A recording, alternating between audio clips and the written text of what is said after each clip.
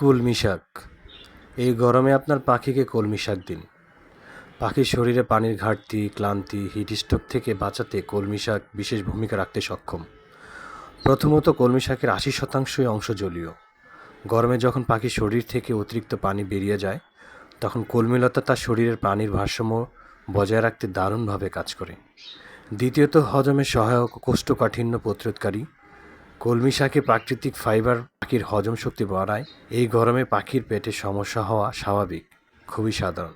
এক্ষেত্রে কলমি শাক দারুণ কাজ করে।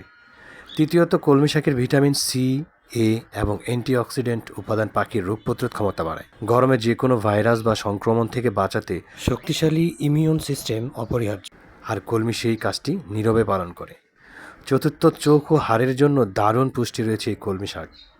এতে আয়রন ও ক্যালসিয়াম থাকার কারণে পাখির হাড়কে মজবুত করে এবং চোখের দৃষ্টিশক্তি সুস্থ রাখে।